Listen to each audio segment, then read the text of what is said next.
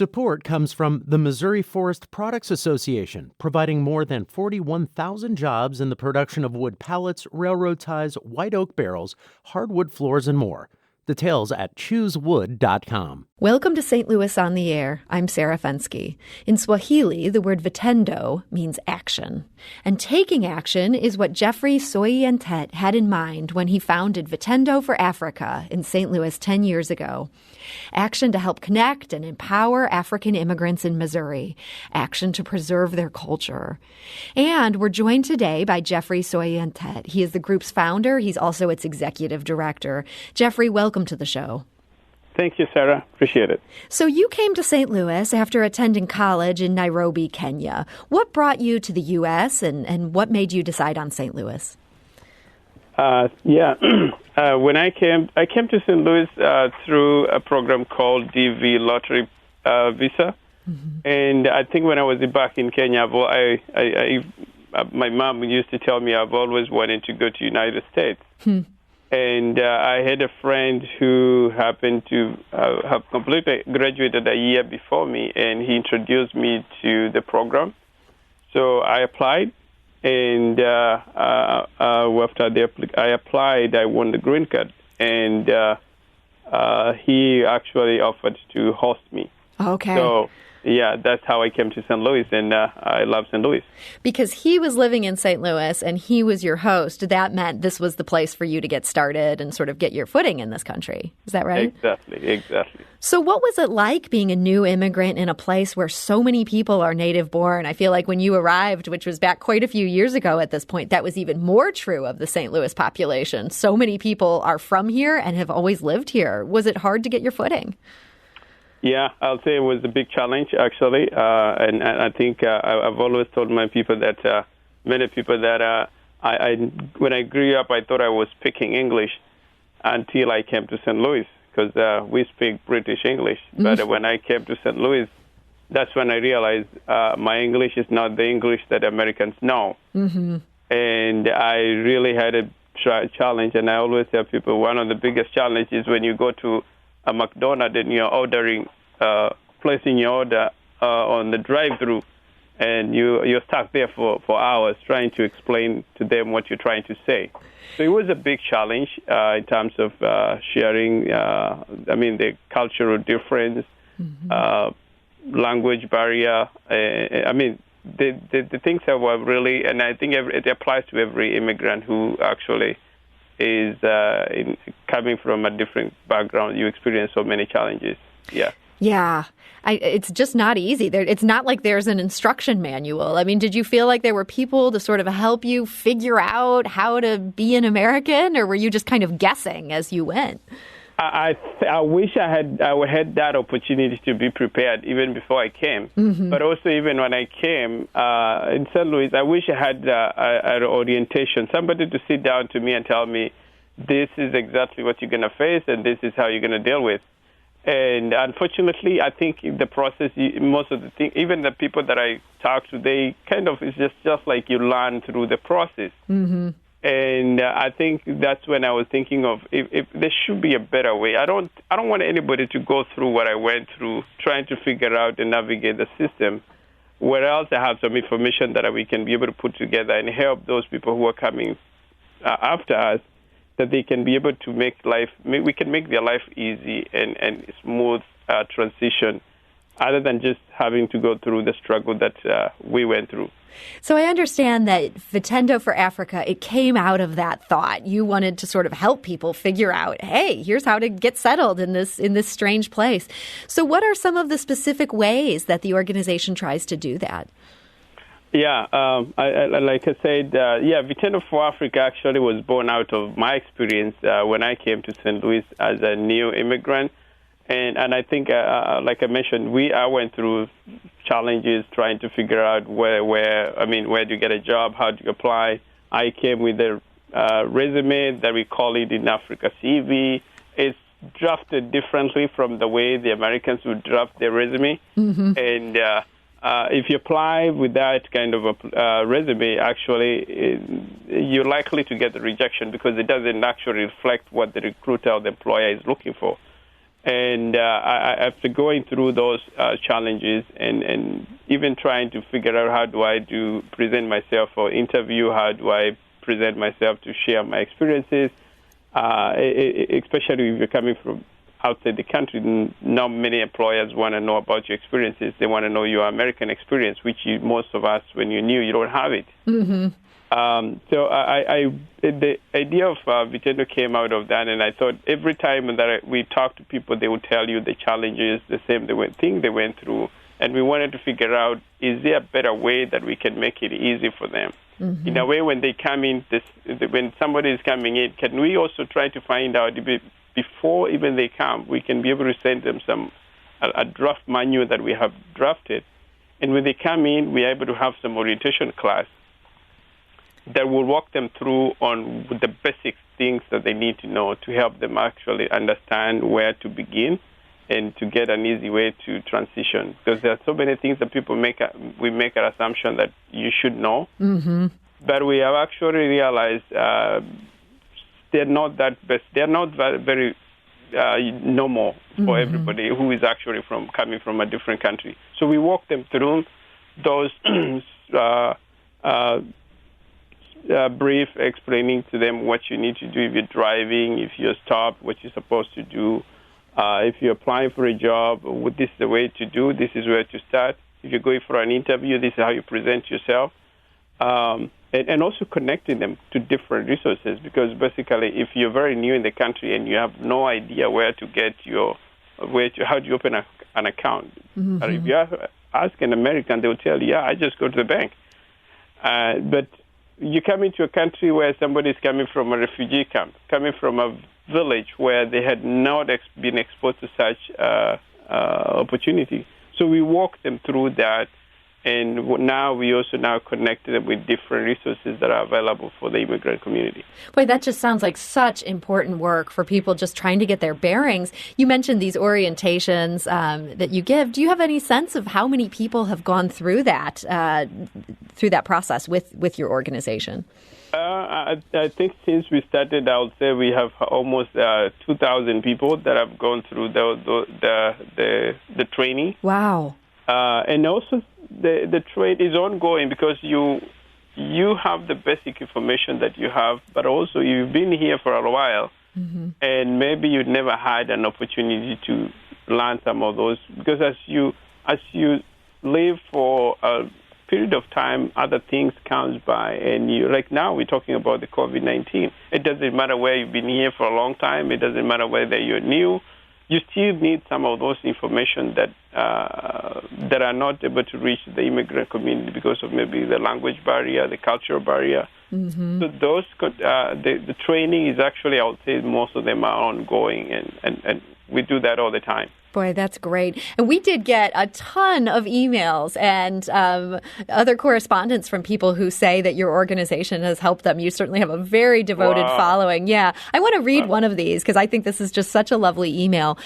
Sally writes, I am a current freshman at St. Louis University. I moved to the U.S. in 2014, and since then, Vitendo4Africa has played a significant role in my life. This nonprofit organization aided my family and I in the preceding days after we arrived in a foreign country. They helped welcome, connect, as well as offer necessary resources. From then on, the organization aided in my high school journey in numerous ways, from the free ACT prep, mentorship programs, summer internships, job opportunities, to overall college readiness. Furthermore, the organization has provided me with a platform to build my leadership and public speaking skills as a recent immigrant, as well as an opportunity to give back to the immigrant community through service. Through Vitendo, I have been able to expand my networking, get access to various resources, as well as develop and initiate programs in the organization like the Student Ambassador Program. Vitendo4Africa has played a significant role in my life and has fostered my growth to become the person I am today. The organization has been extremely supportive even now in my college journey. I would like to thank and appreciate Geoffrey for all he has done for me and the community. Forever grateful. That is quite a rave review there, Geoffrey. That melts my heart. That is so nice. And we did receive a number of these, and if we have time, I'll maybe play more, but I do want to bring in another person into this conversation because last week, Vitendo4Africa got a close look in a Riverfront Times cover story, and that came from journalist Mike Fitzgerald, who looked at your history and the work you've done and also what we can learn from your members during this pandemic. And he joins us today to discuss all that. So Mike Fitzgerald, welcome to the show. Hi, Sarah. How you doing? So, Mike, this group has been doing such great work, but it's really not out there promoting itself with a fancy public relations campaign. How did they even get on your radar? Well, interestingly, I heard about them from my sister-in-law, Louise Bradshaw, who's the education director at the zoo. And for some while, Louise has been serving as an advisor and mentor to Geoffrey and other members of Vitendo in setting up the North Campus project that the zoo is undertaken. That's near the confluence of the Missouri and Mississippi rivers in Spanish Lake. Mm-hmm. It's a very ambitious project that will provide a safari-like experience for visitors as well as do important work, scientific work on animal conservation. And so I first heard about that, and I was really intrigued. It's a unique collaboration. There's nothing like it, as far as I know, in the United States. And so it sounds like just an amazing project. I wanted to find out more about it. And your story is so great. I want to make sure people check this out. It's at riverfronttimes.com, and the author is Mike Fitzgerald. And this partnership with the zoo is so fascinating. Geoffrey, tell us about how this came about that you began working with the zoo so closely. Yeah, it's very interesting. And I actually would like to thank Mike for that good coverage. Like I say, you said not many people have known about what we do, but I think I like the way he was able to share it out. So one of the things we do also when we work with our immigrants is actually to help them understand what it is to be an ambassador. Wherever you go, we want them to, even when we do the orientation, we try to encourage them to be ambassadors for other people who come after them. Mm-hmm. So when we do that, we have a mentorship program, and I'm glad that story from Sally, it really melts my heart. So we have a mentorship program, and one of the mentors in the program is David Gizenji.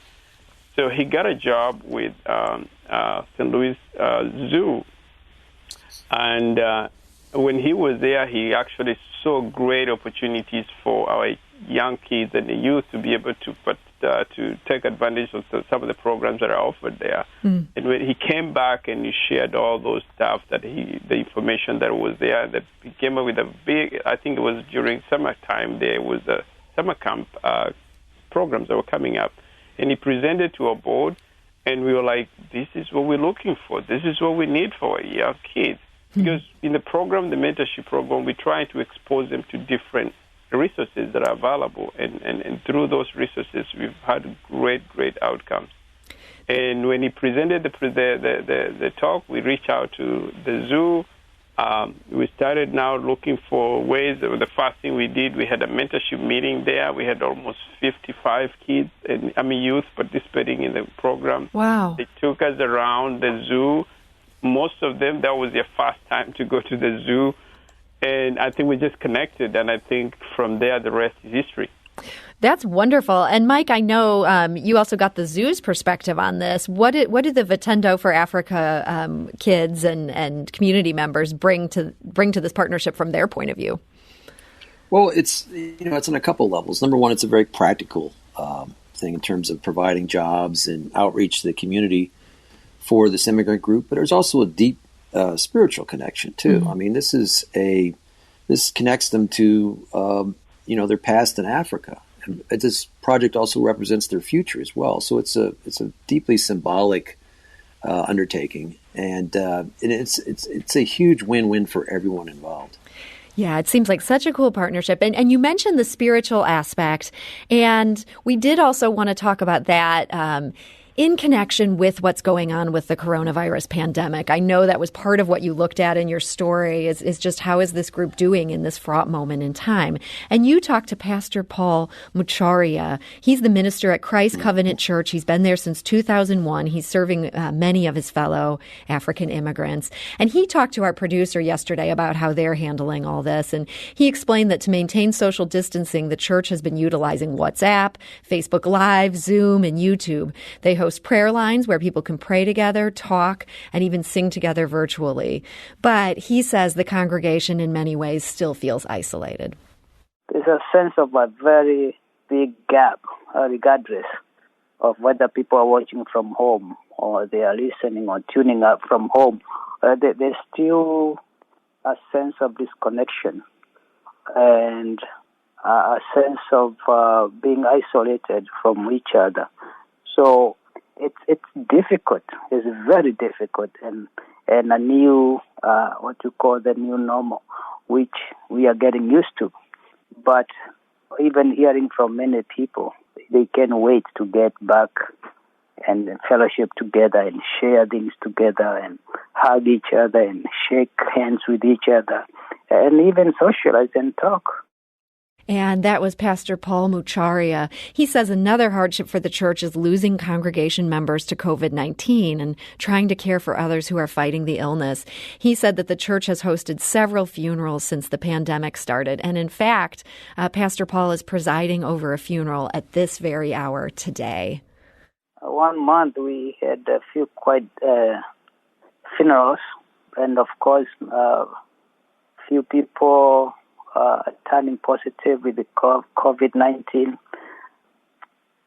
Church members not able to go to see them, not able to supply to them. So we have been hard hit. This session, it has been tough, extremely tough. But all we can do is to pray. And even those funerals, you cannot be allowed to go there more than 8 people, and so in an area of more than 8,000 Kenyans, and you can even have 10 people gathered together to bury one of their own. It has been tough. And that was Pastor Paul Mucharia of Christ Covenant Church. Geoffrey, for your work and the connections you have with the African immigrants in this St. Louis area, what have been some of the ways they've been hardest hit by this pandemic? I think, like Pastor Paul shared, actually, is that we've had a couple of cases, actually, in the community, people getting sick, turning positive, and even losing some members. People actually losing jobs. People who are also in trucking, we've had a couple of them. I have a group of people in the trucking that have actually not been on the road for a while. And that's the other thing also to mention is that immigrants actually they're the most the nature of the jobs that they do. Most of them are in healthcare, the nurses, the doctors. Others are actually the drivers, and others who are actually in the grocery stores as staff there. So they're interacting a lot with public, and that has been a big challenge because that's how they're more prone to be exposed to the coronavirus. And like Pastor Paul says, with that now, by the nature of African community, we know when somebody is sick, somebody has been bereaved, we show up with love. We show there to support and comfort them. The other thing now, you cannot, with the current situation, you cannot be able to be with them. Even now with the thing that is happening, this coronavirus is actually in Africa. We're so much worried about how much impact it will have in Africa. The fact that we are not that much well equipped. We can't even go if we lose some loved ones. You can travel to bury them.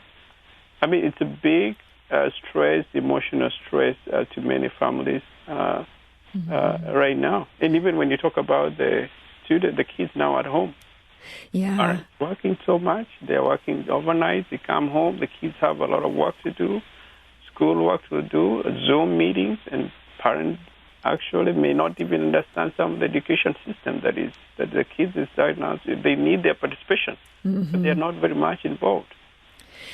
Yeah, these are such stressful times for parents and as you say, for everyone, especially for people with loved ones far away they now can't deal with. And yet there was a note of hope in your story, Mike. I know you came into this story because you were very concerned about how this community was doing, and they're dealing with some big challenges here. But you also came away with an impression that maybe we could learn something from them. How so? Well, yeah, I mean, just to set the backstory for this, I mean, for some time I've been feeling, just pessimistic about where we're going as a nation, and even before the pandemic and the economic crisis we're in. I mean, we're going through some upsetting times. We're going down a dark road in our country's history, unfortunately, with the leadership from the White House, especially the animus against immigrants, which I found deeply disconcerting since we are a nation of immigrants. And the thing is, I wanted to find a reason for hope. I wanted to find the key to the resilience that Geoffrey and the other members of Vitendo display.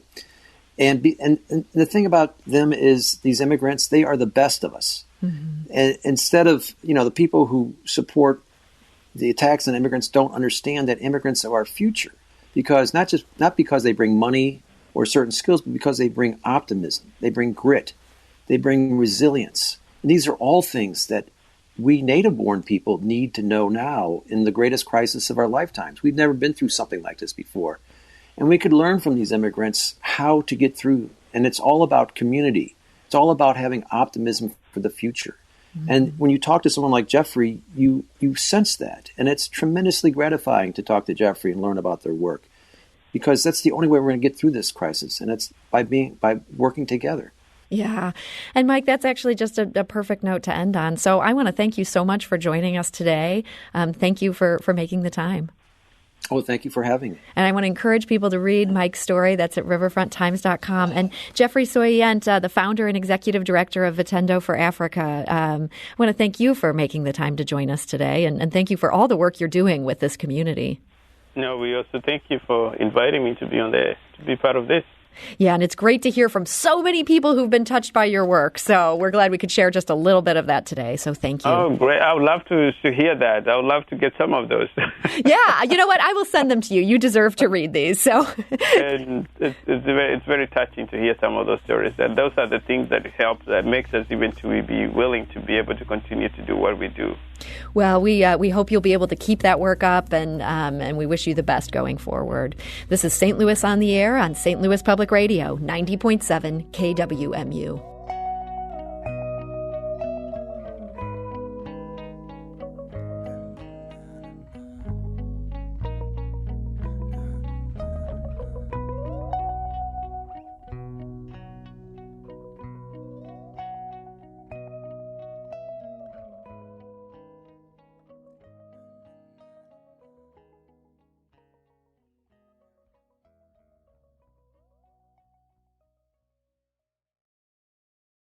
Support comes from the Missouri Forest Products Association, providing more than 41,000 jobs in the production of wood pallets, railroad ties, white oak barrels, hardwood floors, and more. Details at choosewood.com.